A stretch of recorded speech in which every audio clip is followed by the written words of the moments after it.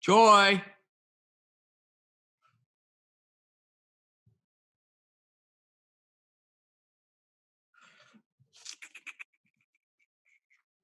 Now? Yeah. There you go. I can hear you now. Yeah. That was my bad, I think. I try to put these things in because the more you do of these, you learn that like these little things actually help. My therapist told me I needed to buy earbuds. Oh. Because I used to just watch my phone and stuff. I watch videos without them, and then I would be bothered by all the noise in my house because, you know, I got a house full of people and cats and dogs. So she said, buy earbuds. I'm like, well, that's the best advice I've ever gotten in my life. You have chickens out there too, not just cats and dogs. There's an orange and black chicken that I want. Yeah, I have about 20 chickens. Well, I'm willing to trade. Like, I will trade you this one for the orange and black one. Yeah, I was going to sit outside, but it's too cold. It's only 45 degrees. You guys are probably Wisconsin. I'm in Ohio, so it's like we're probably like a day behind you guys. But yeah, today's like a nice day. I have about 20 chickens. I had like 30, but then one of my elderly clients or older clients, he wanted some chickens, so I sold him some. I don't generally do that this time of year. I usually sell chicks, but yeah, he wanted some that were ready to go, so I sold him some. Do you give them like all names and stuff? No, not anymore. When I first got them, then I did, but I only keep them for about 2 years, and then they don't really lay that well anymore, so then we eat them. So giving them names is a bad idea. Oh, no. I name the rooster generally because he sticks around for a while. But the rooster is usually the only one that has a name. And the rooster I have right now, his name is Ragnar because he's an Icelandic chicken. So he's a Viking chicken. I thought you said they were like all Icelandic chickens or something. They are. I like when I moved from California, I'm like a surfer city kind of boy. And then I moved to Ohio, like a little small little town where it's got all the hunters and all that stuff. So I came into, I don't know, rural life like later on. So I got like a mixture in me, but I got a lot of friends that are the hunter kind of people. I just never been into that. I need to get out more, out like in the country, because like I'm in a suburb and it's just I need a little bit more, a couple acres or something like that. Yeah, I couldn't live like that. But that's what I mean. I can't walk outside in my backyard without someone staring at me, and it's just like I've been in this house for like 12 years, and it's like I need to get out a little bit more. Yeah. So I initially when I moved out here, I didn't like it. It was scary. Because I grew up in town, and my yard in town, there was a street light on the corner of our yard, you know? And out here, when you turn all the lights off at night, it is dark, like really dark. And then all the like predators and all the critters out here, even the deer kind of freaked me out at first because they would walk right in your yard and they would look at you. And then all the bugs. I didn't like all the bugs. Like the first time I saw a beetle crawl in my house, I just like, I need to clean everything. You know, my mom was really a city girl. So if you had a bug in your house, then you need to scrub the whole thing. So, and my husband's like, Joy, we live in the woods. There's going to be bugs. I'm like, not in my house. There's not going to be bugs. But no, that's how I am too. Like, so I have like just being in the military, I got like a huge safety conscious mind where I'm just super safety. So like when I get put out in the woods, you're like on your own. So it's like I go to the cabin like once a year or whatever with my daughter. But like that's the same way. It's like everything, there's no sound, it's quiet, no street lights, it's completely pitch dark. And it's like, I don't know, the vulnerability feeling of like someone can watch you and you can't see them. Like, I don't know. I think, but again, just getting used to it, like you said. Yeah, I would never want to live in town again. I like it out here. I still get creeped out sometimes because we have coyotes and wolves and bears. Yeah. So when I had a bear walk across my backyard a few years ago, and actually one spring there was a bear and her cub. The cub was literally outside my back door because I had a bucket of compost there and it was eating it. And the mom was just on the other side of my deck with her paws up on the rail. And that scared me. So like, they're so big. And I don't know if you've ever seen a bear that close, but they don't move like an animal does. Like they have thoughts, it looks like. They move like they're thinking. Like and their faces look like they have an expression. And it just freaked me out. Some people think they're so cute. I was terrified. Like, oh my gosh. I saw a bear like 50 yards from me one time. I was like in Connecticut, and it's like I was eating lunch, and there's this big old huge window, and there's like this little man-made lake right outside. But like right across it, I was just in the middle of a conversation with the guy I was with eating, and then also like the waiter. And then just there's a bear just walking by the window out there, just casually, and I just happened to mid conversation just look, hey, there's like a bear over there. But I didn't think of it. I'm just like, why is the bear next to the restaurant? It wasn't because like a it wants rural to eat area. the trash. Yeah, they said it was a black bear. Those ones are like kind, right? Or not kind. Yeah, that's what we have here too, black bears. I mean, they're not, if you mess with their cub, they're going to attack you, but otherwise they're kind of afraid. But they move very methodically, like they're thinking. And that's what freaked me out. Now I have, one of my dogs is like a livestock protection dog. So she lives with my goats and the chickens, and she keeps them all safe. So now I don't worry too much about predators because she kind of patrols and keeps things away. So sometimes you see her on my videos, but she likes to be with them. She comes in the house in the morning, but she doesn't really like to be in the house too much because she's got a job. She's a working dog. What branch of the military were you in? I was in the Air Force. Okay. Yeah, I thought you looked like a military person. What is that supposed to mean? I don't know. I just can identify. My husband was a Marine or is a Marine. My brother's a Marine. My older brother was in the Army, and my younger brother was National Guard. So yeah, my granddad was in the Marines for like 30 years, and my brother was in the Marines. So it's like I was kind of the one that went first and just picked Air Force. My granddad actually told me. I mean, he was in the Marines forever, but he's like, "Hey, man, go in the Air Force." Yeah, that's what my husband. I mean, he's like, hot dogs or caviar. What do you want? So I'm just, I don't know. It's easier. Actually, my husband just told me yesterday when he was living in the barracks as a single guy. He said that they used to go to the Air Force mess hall because you guys had a lot more options. Because he said the Marine Corps, it was just like, you want this or nothing, but the Air Force, you could go like get all your different things. Like you could choose this and that and the other thing. And they had like an unlimited amount of meals, the Marines, whereas you guys had like a certain amount of cash you could spend on food or something. But that was a long time ago.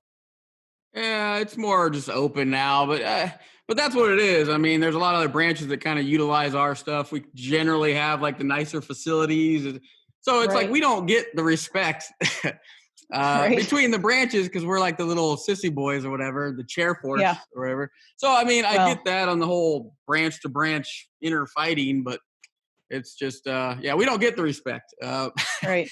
But and the Marines, they call everybody else sissies. So that's just what they do. Well, but it's just it's all geared differently. We need them. They need us. It's like everyone needs everybody, but it's just like when it comes to the rough alpha bro type society, it's like, yeah, you Air Force don't know. You can't help us. Like, all right.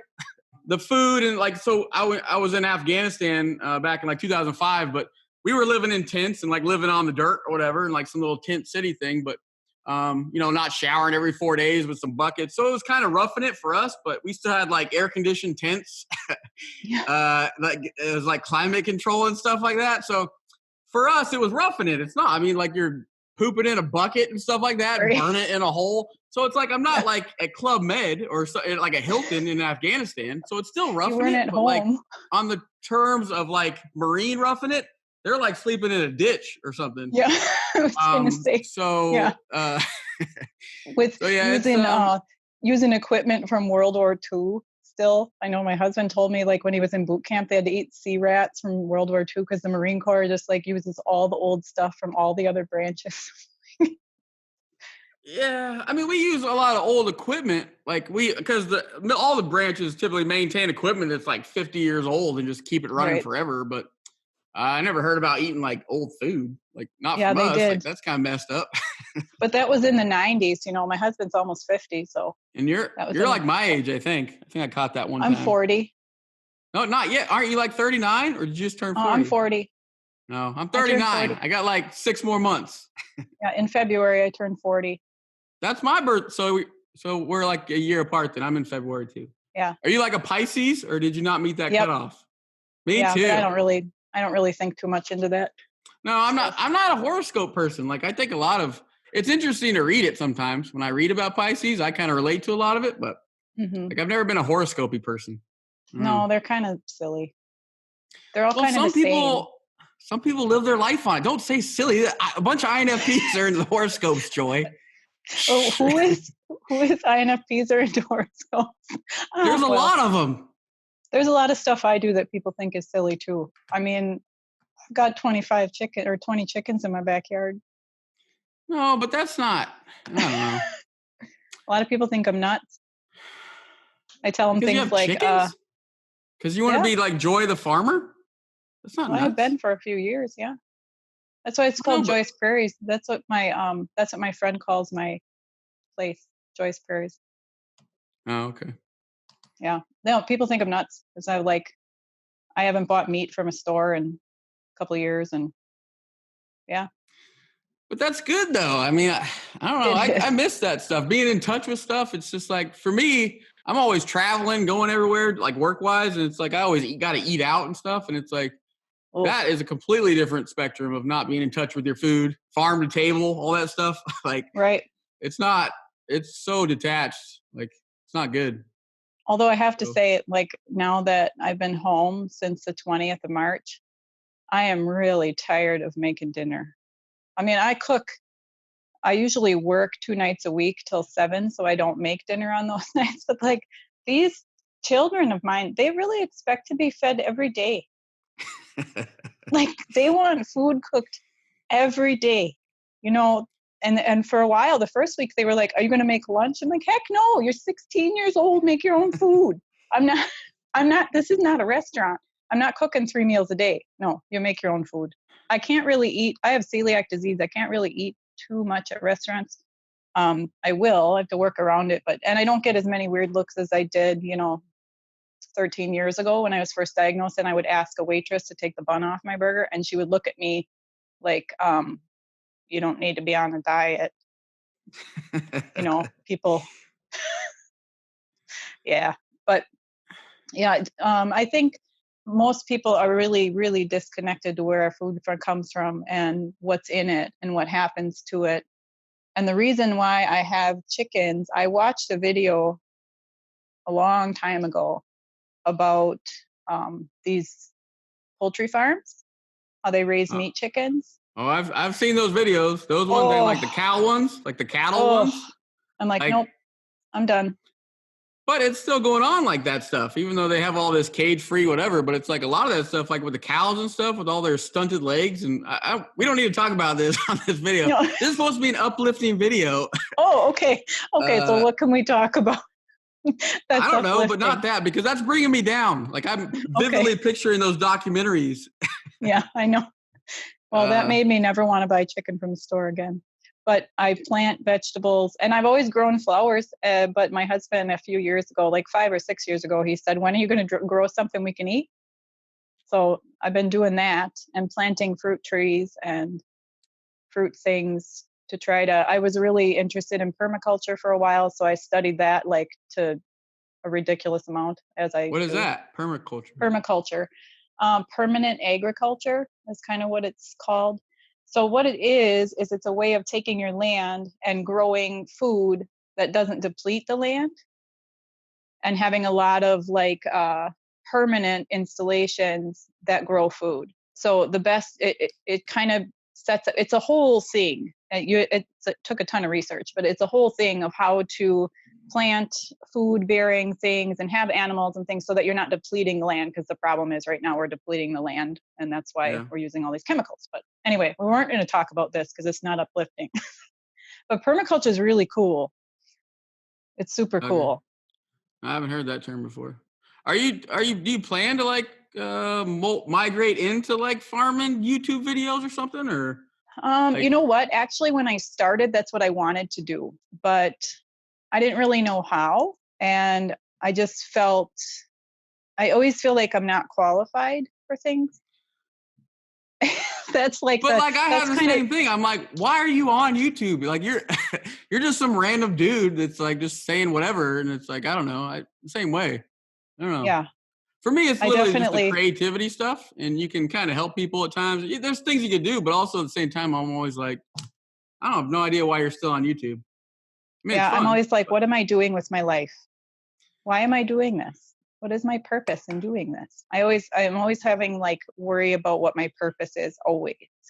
And I feel like I've known what my purpose was for a season, but then it changes, because now that my children are bigger, my youngest child's almost 13, and I will be graduating my oldest.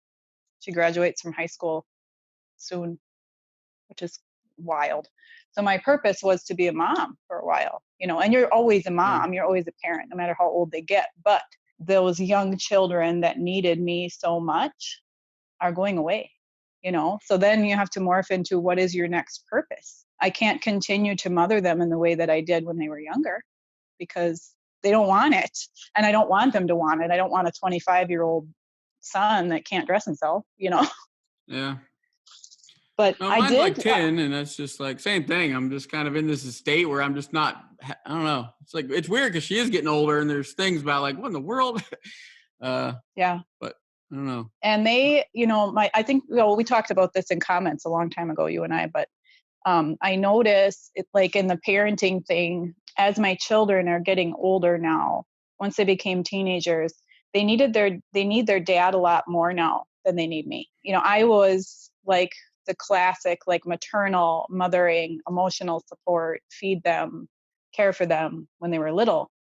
And now that they're pretty stable emotionally and stuff, and obviously they still need their mother. You always need your mother. But their dad, and he's an ESFP, so super fun, he can talk to them better through that teenage crap than I can, because I want to identify for them what, I don't know much about INFPs, but do you guys have FE? No. No, FI. Number one is FI for us. Okay. So I want to identify for them what their emotions are, because I can feel them. Raising teenagers as an INFJ is crazy, because they are so full of emotion and they don't want to talk about it. Or they do want to talk about it, but they dump it all out. And then I'm so overwhelmed. Their dad is a lot better at bringing them down to balance, So they have needed him more for support as teenagers than they needed me. And I feel like he didn't really know what to do with them so much as middle-aged children. Mm-hmm. So I like that. And it's good for me, because I kind of wondered, like, how am I going to make this separation with my children when they get older? How am I going to be able to let them go? But it just kind of happens naturally. But she is going to need you more as she becomes a teenager, because that's how it is right now, actually. Because even when she was little, like, I wasn't good in the young years. Like, when they couldn't really, I don't know, help themselves, like, I was like completely like, I didn't know what to do. So right. Like the mom, she carried that like heavily. Yep. She carried that. And like, so when she started getting to the age where she can kind of, be a little person and walk around and kind of, communicate and understand me, that's when I start, like, even now I'm kind of injecting like, I don't know, but I can, like, I'm trying to develop her softly and do it my way, the way I do it. But there is things about her that I do understand, like, because I can, like, just put myself in her shoes when she's like really upset, and I can just quickly calm her down just with whatever my voodoo tricks are in my head. Yeah. And it's like, I could tell, because when she's with her, mother, and like, her grandparents and mother, they take care of her the most. She doesn't live with me. So I go pick her up and things like that when I'm home, but they take the bulk of all the heavy lifting and stuff like that. So I do get her, but there is and that's not to take away their parenting. It's just, she does have sometimes a little bit of, an attitude over there. I see. But with me, it's like, she doesn't try it. Like, it's weird, because it's like, I don't have to like scold her, yell at her, or anything like that. There's some kind of weird like vibe between us two that she just understands not to like kind of, so it's not to say she won't when she gets older, but like, I'm kind of like a step ahead of her on the emotional department, where I can kind of curve her off and like talk her down and just do stuff like that. So yeah, and that's what my husband is good at too. He's good at like talking him down, dealing with the emotions, because then like my son, who's 16, he gets like typical teenage boy, angry. I can't deal with that at all. If he's angry, I'm like, I'm running for the hills. And he never does anything, but he'll just like, verbalize. And then he just has that, like, he feels like he's gonna, if I can explain what it feels like to absorb that, like, it feels like he's gonna explode. And I want to run away. I can't handle that. And they know it too. They're like, there's some days that I'll just go in my room and shut the door. not that they're, and my kids are great. I mean, they're great kids, but when there's so much like emotion going on, and then there's all these, there's teenagers and they're all feeling something, and then I'm absorbing all of it. I'm like, I have to go hide. I have to go like, and then like, where's mom? Gone. Yeah, I mean, that's the thing. That's what's cool. Like I know a lot of like INFJs on YouTube and stuff like that. So it's like it's weird how we vibe together so much, but yet we're so differently cognitively speaking. Yeah. And it's like, it's crazy how, cause like we do empathy very well, both types or whatever. But it's like in a different way. So it's like, there's a lot of things. It's heavily related, but like, it's weird that we do kind of relate to, in a sense, cause we're like really different.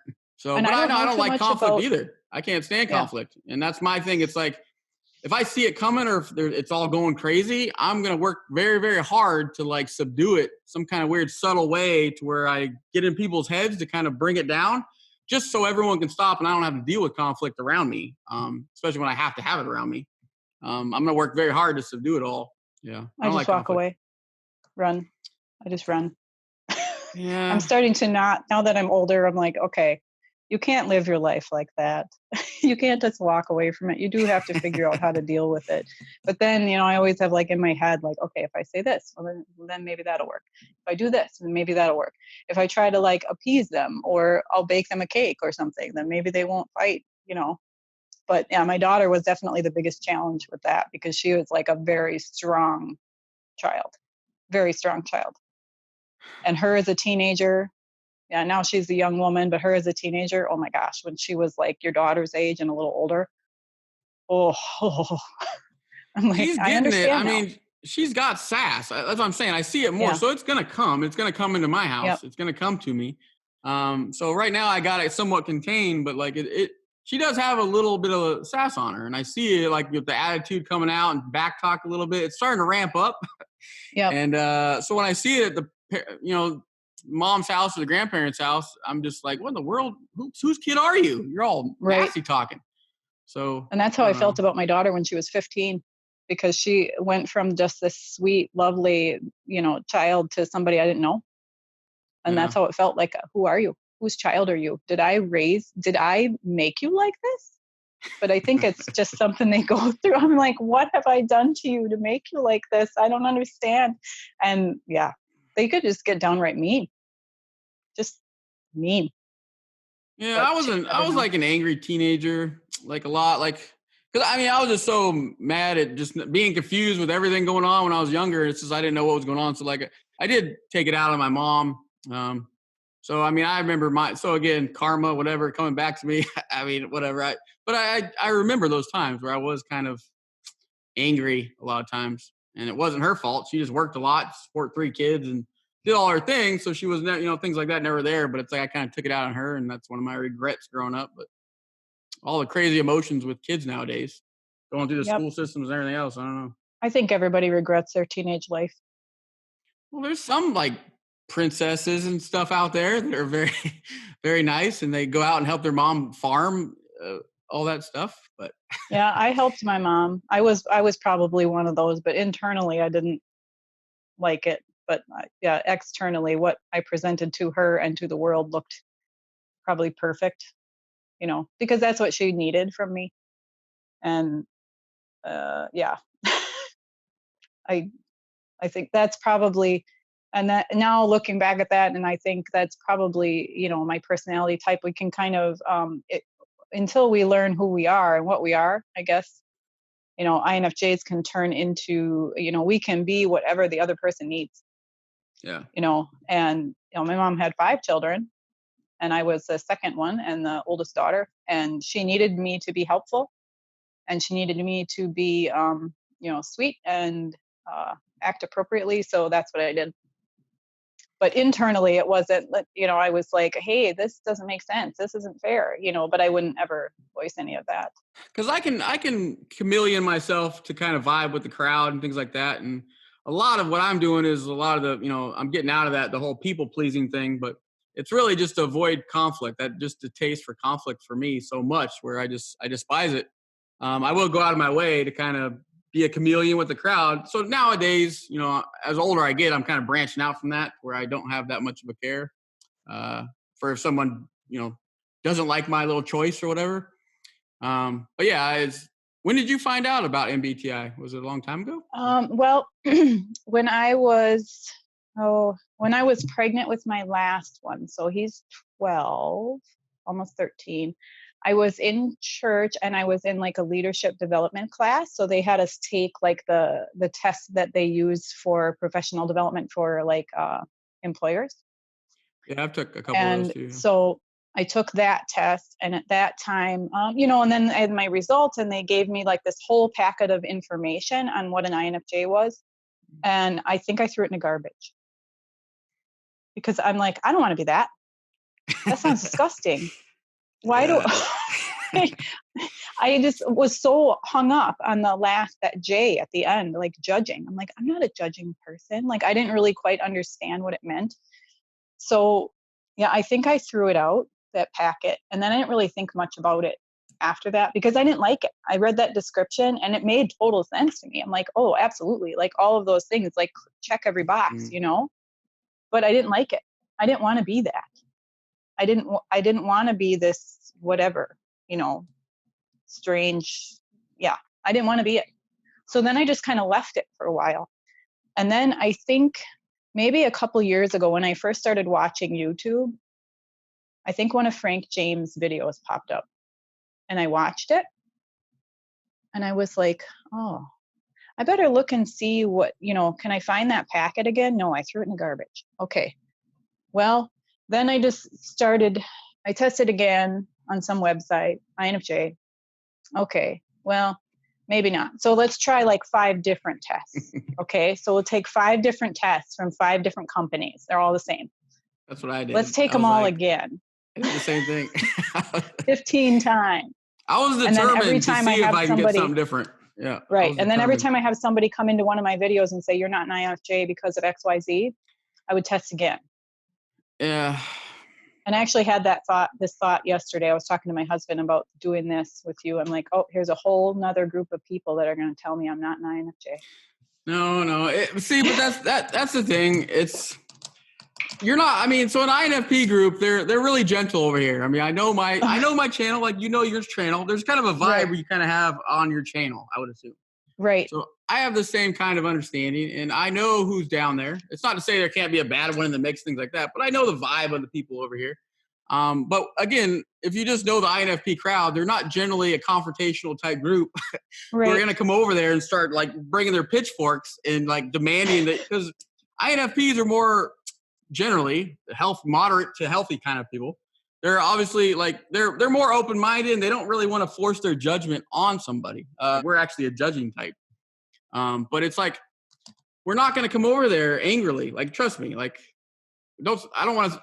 I might not put this part, but just they're not going to come over there and just start screaming at you. So, like, even on my channel, I don't get it a lot. Like, obviously, like being like an introvert type person, and I'm all animated and bubbly and stuff when I do this.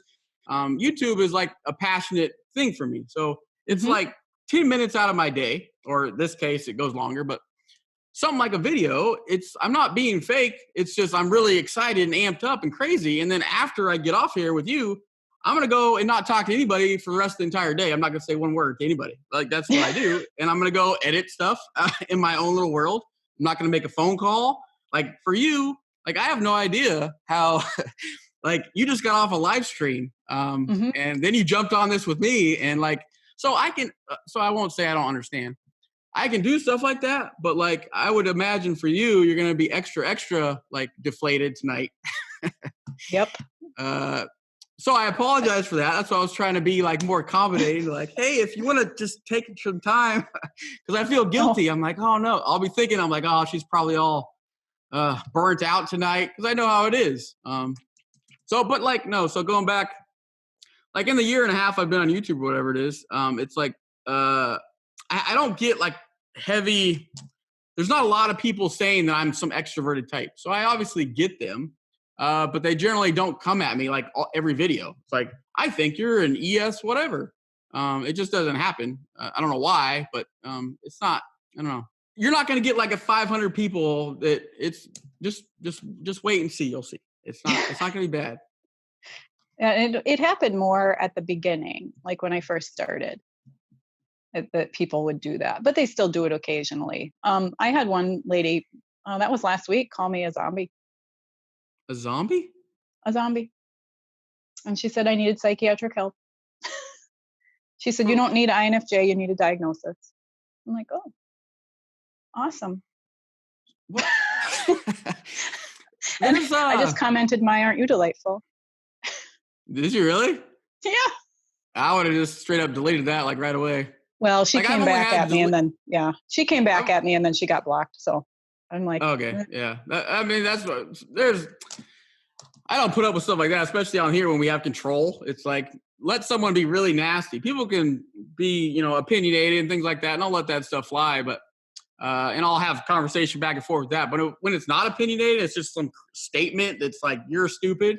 Like, I don't have time for that, nor do I want the rest of my comment area to be infected by that one comment that people are going to go read and, oh, this is nice, and they're going to get to this. You're a zombie. Like, that ruins everybody's whatever experience down in the comment section, which a lot of INFPs and introverted people read all the time. So, like, for me, that's just my thing. I've laid that out in a video saying, hey, if someone brings that, I'm going to immediately block and delete you. Click, click. Well, that's how I found you, because I saw that. I was going through, I had a terrible troller that had gone into like 5 of my videos. He was attacking me and all my commenters. And then he actually made himself a channel with a list of fake INFJs, fake INFPs. And he was coming into my videos like over and over and over and attacking people. Then that's how I found you, because then I looked like how to deal with trolls. Because that threw me. I was going to quit. I'm like, I can't even do this. I can't handle this. This is just horrible. And some of my commenters like went after him once he went in there. Yeah, but some of them do that. Yeah. What in the world? Why would you? Well, and to me, I'm like, what do you care? What do you care? Why? What do you care that much that you think this list of people are something that they are not, are not something that they say they are? Like, what do you care? How does that even affect your life at all? I don't understand it. If I don't like somebody that I'm watching on a video, I just don't watch it. No, but I don't know. I hate to get in the whole reasoning of trolls and all this stuff. But I mean, when you actually know where it's coming from generally, then it kind of helps me anyway. Because I know a lot of times where that stuff's coming from. So it's not like, why are they doing this? Or why do you, it's like, I know why they're doing it. And it's not something you did. No. You're literally putting yourself out there to help people and do positive things, positive intention. So as long as you're doing that, if someone trolls you, then obviously it comes from a place within them. But but that's how I go about it. Like, I don't really, over time, I dealt with bullies in high school really, really bad. So that was when I really couldn't understand it. Just like, why is everyone beating me up? I didn't do anything. I'm just trying to hide over in the corner. But like, I got so attacked like heavily. But of just having to process all that through that and figure out why this and that, it kind of helped me to understand really, and obviously read about it, why people troll you. It's going to be like, they're not that difficult to understand why they're doing it. But like, once I do that, I don't really give them any attention, because that's what they want. They want you to do something, take a video down, not stop YouTube, stop this, stop that, just for, I really don't want to turn this into a troll video. No, I could just go on and just say what, but I just don't give them attention. That's what I'm doing right now, is giving them attention. They want the stage, whether you're talking bad about them, talking good about them. Right. I just ignore it. And that's, never mind. All right, I'm done. Okay. Okay. So why did you start? How long have you had your channel? Why did you start this? Why did you get interested in? The end of 2018. So for me, I've put it on some videos, so my people have seen most of the time. But like, basically when I started, it was because I always watched YouTube, and I never responded, because social media before YouTube, I didn't have anything. I had Facebook. That was it. I didn't have Twitter. I don't have anything. So like, literally for me, I had a Facebook account, but I never used it. So I put maybe like, a handful of pictures on there, and the only time I go on Facebook is on my birthday, when everyone's sending me birthday wishes or whatever. Yeah, same. So I never use Facebook. So literally my social media, online, internet footprint is like almost zero. Yep, me too. So, and that's what's weird, always weird to me. But it's like, I watched lurking, not commenting, because again, that was participating in social media. So I did watch YouTube, and I would find relatable INFPs. Just watching them and their mannerisms and certain things to where it helped me relate. It helped me get through some dark times of just them speaking. Nothing fancy or crazy little edits or explosions that I might sometimes put in mind. It's none of that. It's just like them telling their side of the story, their perspective.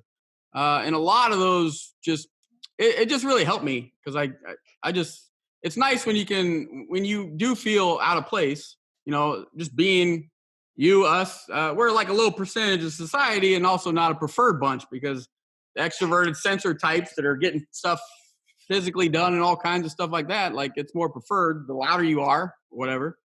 Right. But the more gentle people that are weird in the corner and stand to their beliefs and all the weird stuff we do, it's just nice when you find like-minded people. So that's why I kind of and then I started doing like little videos for work. I started like just dabbling on little work videos. They were like, hey, can you edit this video and just train a customer on something? So I'd edit, how to put a machine together or something like that. And just I found I like the editing process, just general like that. So that just the editing process alone, and then also me feeling like to pay it back, to put my hat in the crowd on YouTube for maybe people can watch me and get that same feeling I got. And that kind of partner together. And a lot of YouTube channels, there's a lot of INFPs that have come and gone. And being on for this long, I totally understand why. Yep. I know why people don't stay on here forever. But at the time, it's like it's like it sucks because they leave and you're just like, man, why would you were so good, you helped me out so much.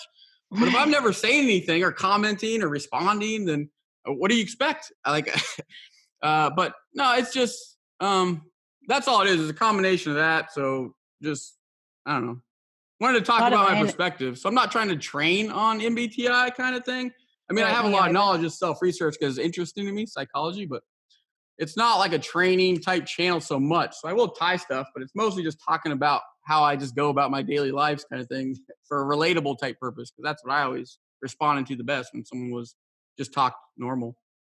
Right. A lot of INFJs have videos or have channels, and some of them get pretty big, and then they haven't posted in 3 years. And I totally get it too, because it is hard, and it's just easier to just stop, But now you asked me about the farm videos. That is kind of what I wanted to start with. And the only reason I started in the first place is because my therapist told me to. Because I started going to therapy, that's almost 2 years ago now, after my dad died. And I was like a complete wreck and I couldn't even function. So, but then she told me, she's like, you should be doing YouTube videos. You should be talking about what you're going through. And I was like, okay, well, I'll start YouTube. But then I thought, no, I'm going to talk about my chickens. I'm going to talk about planting things. I'm going to talk about what I do, how I cook, all of that stuff. But it just didn't feel like it would be sustainable, I guess, like I would be able to continue doing it. And then I think I did 1 or 2 that were actually talking about what she told me to do, like talking about what I was going through and how I was dealing with it and stuff.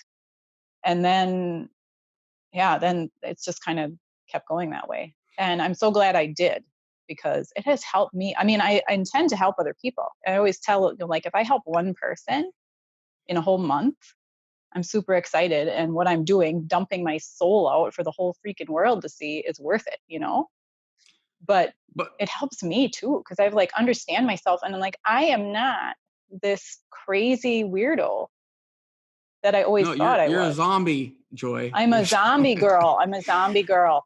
But that's how it is for me too. It's like people think we're doing it for just whatever. It's like we're putting all this stuff out, but I'm learning so much about myself all the time. Like in the comment section, all these conversations, because the video is just it's a platform for a conversation to start. Like, so we just put our stuff out there, but really that's not much of it. It's like the comment thread starts opening up, and then you start talking, you start learning about stuff, and like it's a crazy ride. And that's what I learned. I learned a lot. So like people say that you don't want to consider this as therapy. It's bad to consider YouTube as therapy, but just having a place to open vent. Like I like to keep all my stuff generally close to me. I don't like to go out in public and share everything that's going on in my life. I'm a kind of a closed book unless I trust you.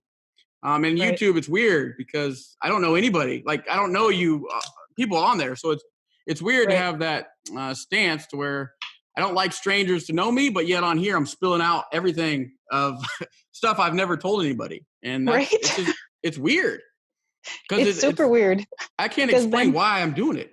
But it's like, it feels natural to me. I live in a small town, so everybody knows me. And if somebody that knows me says, "Oh, I watched your YouTube video on blah, blah, blah, it was so good," I'm embarrassed. Yeah. Which is ridiculous. I'm like, okay, so I have all these people all over the world watching this, and that's not embarrassing, but somebody I know that now knows this thing about this thing, and that's embarrassing. This doesn't make any sense. No, but I don't want anyone in my real life to know. So there is maybe 10 people that I know in my real life that have a year and a half know my channel. There's probably more sitting in the back that they kind of found it through whatever. But like, no, when I do find out randomly that, oh yeah, I know about your channel, I get super nervous. Like, I don't want anyone to know about it really. In the very beginning, I was like, no one can find out. And then I started getting a little loose with it. Like, this and that. My kid knew about it first. And then my kid has a mouth. Hey, daddy's got a YouTube channel. And then the mom found out, and then like all this stuff. So like, I didn't want them to find out. Like, I literally, like, even right now, I'm still nervous. But like everyone else, I'm fine. I don't know. That doesn't make any sense, does it?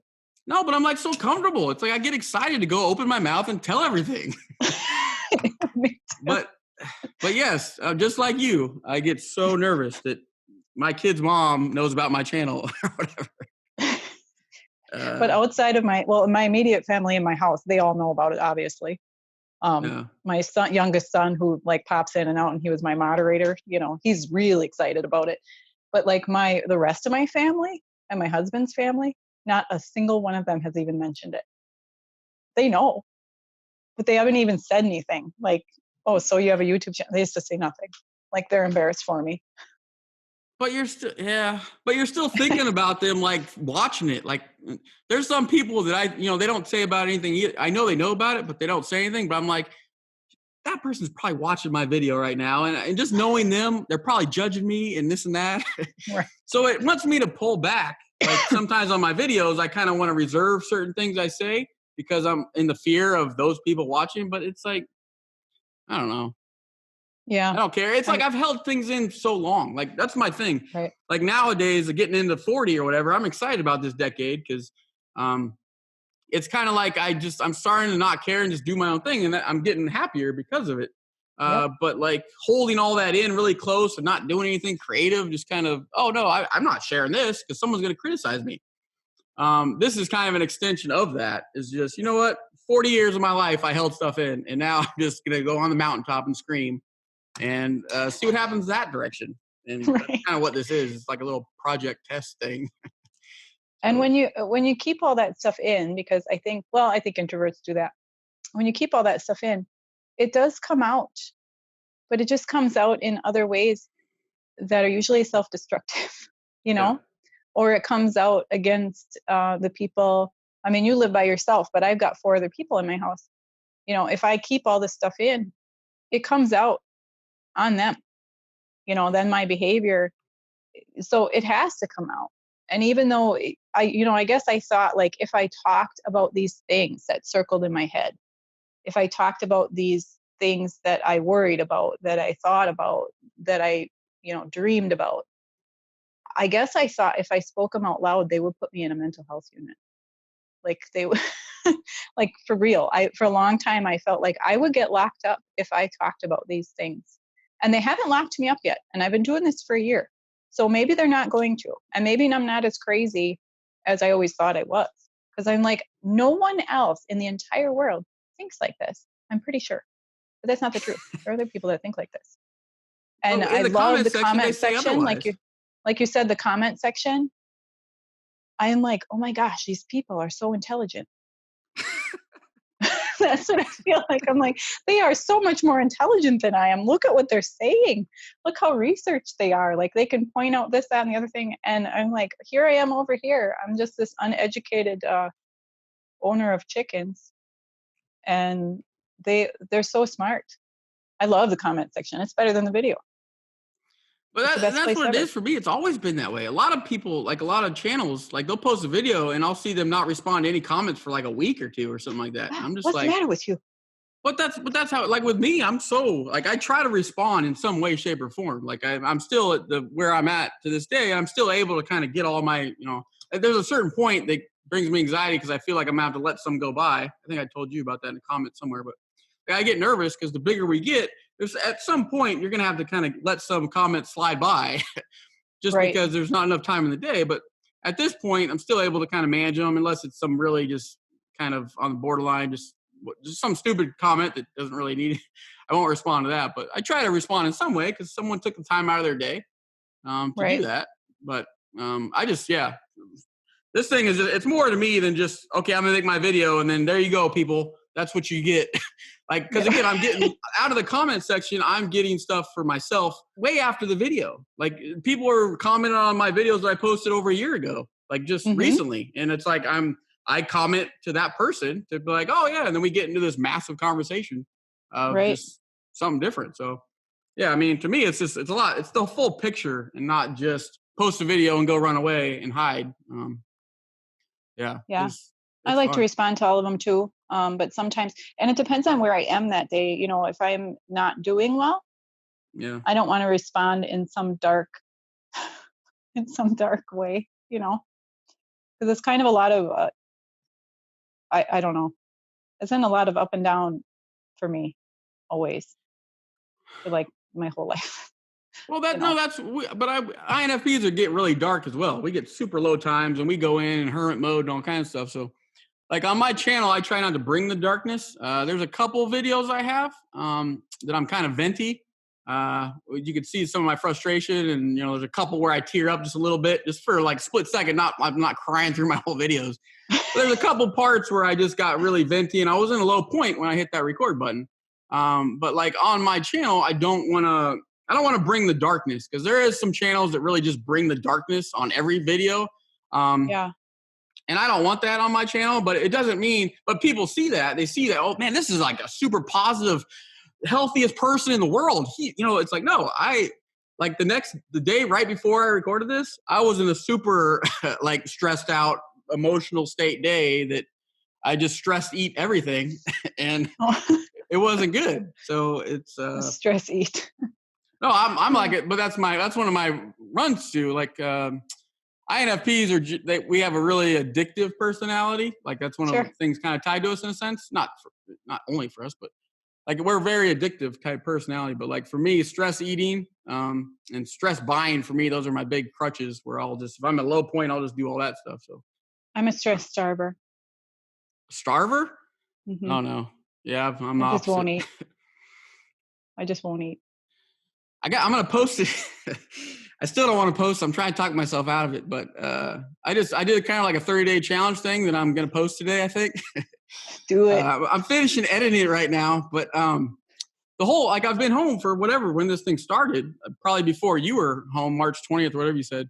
But like for me, it's been like almost a couple months, I think, of being home, and like so for me, like 20 years, I've never been unemployed. I still have a job, but we're at home right now because I'm 100% travel. They're still trying to hold us back a little bit to not get in airplanes and all this stuff. So I'll go back out there, but I've still been here and working on training stuff. I'm doing a lot of stuff on the computer. This will all be in the video I post today, I think. So like me, not like I work very well under pressure. Like if I'm pressured, I'm like the most I get all kinds of stuff done. I'm like, you wouldn't even imagine me as like an INFP stereotype guy. And that's why people will look at me like I'm someone else. But it's like if people are reliant on me or something like that, I'll like go crazy. And I stress myself out and burn myself down because I'm out of my comfort zone all the time. But like being at home, when there is no pressure and like I'm not out trying to find a girlfriend or anything like that. So like I have let myself go in the last 2 months. I'm in an unhealthy state, like past anyone's belief. So I've been telling people for the last couple months that, hey, you know what? This is what I need to do. I'm going to put a YouTube video out there and hold myself accountable. Because if I say I'm going to make myself work out because I told you guys that, and I need you guys to hold me accountable. So like, yeah, I just filmed that yesterday and just worked out this morning for the first time in like a year. So, but yeah, the video, I'll post it today, I think. But right when I do it, I'm screwed because then I can't go back because I'm in the most laziest, comfortable, like INFP world. And like in the video, I say that like if you sit in an INFP comfort zone of just in your mind and not really doing all the physical stuff and all that stuff, it's a super lazy type. And that's what I've done. Like it's bad. Like I'm tired. It's bad. So. Well, the less I'm you going do, to the less post you it, want to do. and then I'm going to work out extremely hard and do all the health stuff and not stress eat. I'm going to do everything I have in my head and be really health conscious for 30 days at least. But no, I need to because it's a drastic change I have to do. It's bad. Those kinds of things, I've tried them in the past, and if I fail, like on day 2, then I'm just like really hard on myself, and I can't. Yeah, I haven't got my subscribers or my viewers to talk to me too much about like their food, their relationship with food. But I think a lot of us don't really like to eat. Not that we don't like to eat. I always tell people like I love food. I hate eating. I don't think about it. You know, if I'm busy, if I'm thinking, or if I'm working on something, it could go until 3 PM. I'm like, oh, I didn't eat anything. And if I don't have to make food for other people, then I'll just like eat a handful of something. But You know, like right before we did this, mode, I'm like, oh, I should eat some lunch. I ate a banana because I didn't want to spend the time to fix something, you know? When I'm in a creative mode though, like if I'm video editing something, I won't eat for like 15 hours. I literally forget to take care of myself, everything. I get into this creative thing and I don't think about eating either in that sense. But for me, it's different. So creatively, if I'm doing a video, I won't eat for like 12 hours. But like if I'm stressed out, then I'll eat everything in my pantry. Like just don't buy the bad stuff. No, well, that's the thing. For the last 2 months, like normally when I'm in my health kicks, my grocery cart's full of leafy green vegetables. Yeah. Like I got my shoulders, my chest is all puffed up. I'm like, what's up, everybody? And now it's like I'm hiding stuff. I'll get some healthy box that'll hide all my unhealthy stuff behind it on the register conveyor belt. But no, it's bad. Like but that's what's going to happen tonight. I'm posting it. It's almost edited. I'm still screening over and I got to do some last minute touches, but I'm going to post it and hold myself accountable and do it. And I'm totally not excited about it though, but I need pressure. I have to have it or else I'm not going to do anything. I'm just like, I'm so comfortable right now. Yeah, I don't know. That's kind of funny. No, but I'm not a goal setter. That's the thing. I don't like goals. I don't set goals. I don't do any of that because I don't like to cage myself in. Like I just like to free flow and stuff like that. So again, this whole thing is uncomfortable for me. I just need something drastic. So because I don't want to take my like type 1 diabetes out to the real world, like with a weakened immune system, like super weak. Because I'm going to go back out there like soon. Like my company's, You're type 1 diabetic? Yeah. And you're eating Cheetos? They're cheese balls, Joy. No, cheese don't balls, eat not Cheetos. I do have some flaming Cheetos. I do have some flaming Cheetos in the pantry, I think. No, but oh my gosh. But that's the thing with type 1 diabetes. People like judge me because if I eat like a donut, like I can eat a bag of sugar. I just got to take a crap ton of insulin. That's all.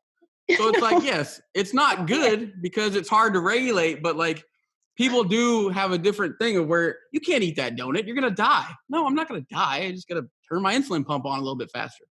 Right. Well, I guess celiac disease is the same because same thing with a donut. I can eat a donut. It's not going to kill me. I'm not going to go into anaphylactic shock. Yeah, and that bakery you said in that one video, you said you're eating everything in the bakery that moved next door to your hairdressing thing or whatever. But she has a gluten-free case. Oh. So that's what I eat. So she makes me these little cookie sandwiches. So they're like 2 gluten-free cookies with her homemade buttercream in the middle, and then she rolls them in mini chocolate chips, and then she freezes them. But so sugar is horrible for you. Like, so gluten, yes, gluten will hurt you, but that sugar is not the opposite substitute because even if you're not diabetic, that's still going to hurt you. No, it's not good. But then I'm like, well, I deserve a treat because I work for 10 hours. So I'm trying to support my local business ladies, So I'm going to go buy a cookie. No, I So when know, they first opened, my daughter, because she has her own vehicle, my daughter would go there every day and bring me a treat. I'm like, okay, you have to stop. I'm going to get fat. But Probably that's not. where I am. Even in my video, I show off my gut, like I shake it. Like it's bad. But I'm trying to just, whatever. I'm not taking like, whatever. But like, yeah, I'm getting really like shaky. Like normally for my work, I'm always on my feet constantly. And that kind of helped me just kind of stay somewhat physically active. But now being in the house, like, whatever, it's horrible. So like, but that's my whole thing. It's like, dude, you're a diabetic with a weakened immune system right now. And if you go out, which you're going to go out, you're screwed if you get that virus, like a high probability. So right now, that's why it's very important. That's why I have to post that video tonight. You got to do it. So. And I'm a farm girl, so I do a lot of work outside, and all winter we're under 3 feet of snow. So then I don't do any of that stuff. So I tried to do something the other day and I physically could not lift it, like not even budge it. And that was something like, it was our clothesline, which I had it's those, steel, whatever they are, post things. And then you just put them up over the posts. And then I wanted to take it down because I don't use it anymore. And last year, my son and I had lifted it up there and I tried to lift it and I could not even get it to get off the ground at all. I'm like, I am weak. What happened to me? So I need to go out and split some wood because that's the best thing for building up muscle in your arms and shoulders, and go split some wood. So I get the chainsaw, cut up some trees. I got him sitting there and then split some wood. I hurt myself this morning trying to work out, but it's a gradual process if you haven't done it forever. So, right. Yeah. I don't know. I like the feeling of when I get in my health kicks. I just haven't done it for so long. And that's the thing. Right when I started YouTube, this whole video is going to talk about it. You don't need to watch it, but I'm just saying I don't want to repeat what I'm saying. But like when I started YouTube, it like literally took place of all my random working out that I would do every 6 months, or like, really get into a health kick of like, 2-3 months of just all out perfect kind of stuff. But now a year and a half, I lifted weights like once. Because I just when I work and I come home and manage the kid, and then it's like I fill my creative time with this. Like I don't have any time to go work out for 20 minutes, which is the excuse. So I need to kind of get over that. But yeah, you make time for what you want to make time for. That's just how everything is. You decide that you have time for things. And I'm like an all or nothing. I'm either at the gym because I go to PiYo classes. So I'm either there 5 days a week or I haven't been there in 5 months. One or the other. What the heck is PiYo? PiYo. Pilates and yoga. That? Oh, I've heard of both of those, but I've never heard it mixed together like that. Yeah, it's mixed together. It's very good for strength and stretching. That's what it's for. Because Pilates is strength and then yoga is stretching. So it's the two together. So yeah, good for old ladies like me. I'm an old man too. It's weird, isn't it? Like we're kind of getting to that age where like people are looking at us like, dude, you're old. I'm like, I'm really losing muscle mass. Yeah, probably losing some bone mass. Yeah, that's why it's even more important for me to start packing it on while I can. I'm slacking. Yeah, because it'll help your bones bulk themselves up a little bit, and you build some muscle. Because as we get older, we start losing that stuff, and you can only eat so much to rebuild that. You kind of have to help your body out a little bit. And I've noticed with being home and sitting, because I'm not standing behind a chair, for 40 hours a week, my joints hurt. And they never did before. And I'm like not doing anything. I'm like, what did I do to make my hip hurt? Why does my back hurt? I'm not doing anything, But the less you move, then you just start like those, like wrinkled up old ladies that can't stand up all the way. There's some days I feel like that. Yeah, that's what happens. I always do little jump points in my description part of talking points. So I'm going to put one that says wrinkled old ladies conversation. Yeah. At the 2-hour mark.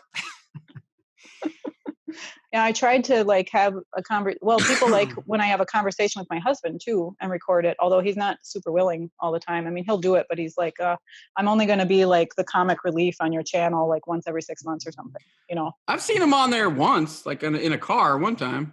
You put him on there a bunch? Or? No, I interviewed him one other time. Okay, I saw him in a car one time. Yeah, and then I asked him what it's like to be married to me, but he did not act like himself in the car. He's just like all stiff, and I mean, he's like He's an ESFP. He's like wild, No, hilarious. but see, like my kid, when I put my kid in my videos, everyone is saying, is she an INFJ? Is she this? She's an ESFP, in my opinion. Yeah. As well, just knowing her as the majority, but everyone always pegs her as some heavily introverted person, but that's what it is. Like when I turn on that camera to her, she completely just acts totally different. Like I'm on the other spectrum where I'm completely animated and I don't shut up, but like her and like him, like they just kind of get in this little, I'm like, come on, stop being like that. Just be yourself. Authentic. Yes. Show them. And that's, so, but she does the same thing. They have a lot of concern over what other people think of them. They have my daughter is ESFP as well. They have a stage presence, so they don't want to look a certain way, so they try to, I don't know, it's an odd thing, but they do have concern over like how other people are going to feel about them, and how other people view them. So then until they would get comfortable, I would almost have to like record a conversation with my husband without him knowing so that he would act like himself. Well, that's what I did with my kid too. Like my camera was on in my car and she saw it and then she's like, no. And then after I was like, the camera's off. And then she just started unloading. And then I did trick her, but I showed her, all that. Like, so it was my kid not knowing the camera was on, but I don't know. It's kind of deceiving and she'll probably have to go through therapy because of that, but. No, I'm sure you'll do worse things than that. we all mess up. I wanted her to just be normal and just be casual. It's right. Like when they're all clammed up, I'm just like, okay, this is not a good video.